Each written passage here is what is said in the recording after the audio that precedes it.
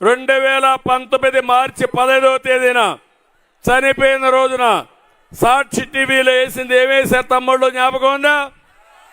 గుండెపోటు. జ్ఞాపకం ఉందా ఇది?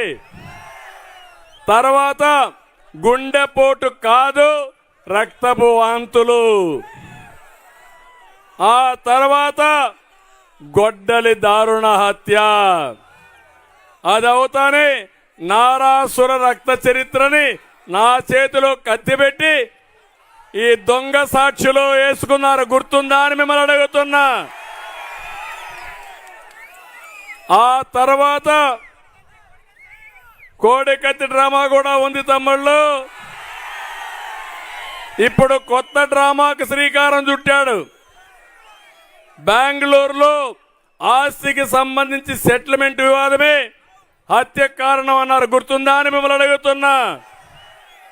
నాటి విచారణ మేం చేస్తా ఉంటే అది రాకూడదని చేయకూడదని హైకోర్టుకు పోయి కాగ్ ఆర్డర్ తీసుకొచ్చి ఆంధ్రప్రదేశ్ పోలీసులపై నాకు నమ్మకం లేదు, సిబిఐ ఎంక్వైరీ కావాలన్నాడు. జ్ఞాపకం ఉందా అని మిమ్మల్ని అడుగుతున్నా.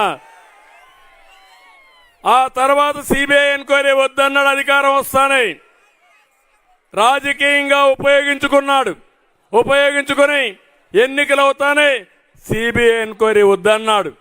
కోర్టులో కేసు విత్డ్రా చేసుకున్నాడు. ఆయన కూతురు అడిగింది, జగనన్న నిన్ను నమ్మి మోసపోయా, మా తండ్రిని ఎవరు చంపారో బయట దేవుడు నా బాధ్యత, నేను బతికినా పర్వాలేదు చనిపోయినా పర్వాలేదు, కన్న తండ్రి రుణం తీర్చుకోవాలి, ఆయన మనసు శాంతి రావాలి, శాంతి కలగాలి అని పోరాటం మొదలుపెట్టింది కన్న చెల్లెలు. అక్కడి నుంచి మీరు చూస్తే ఆయన రెండో వివాహమే కారణం అన్నారు, ఆస్తిలో అల్లెడితో విరోధమే కారణం అన్నారు.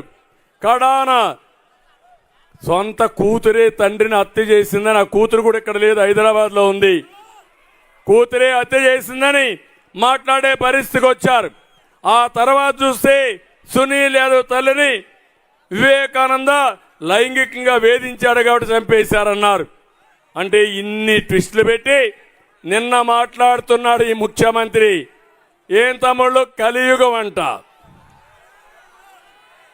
కలియుగంలో పాపం బాబాయిని ఎవరో చంపేసి ఆయన మీద కేసు పెట్టేశారంట. ఏంటి, మీరేమన్నా చంపారా?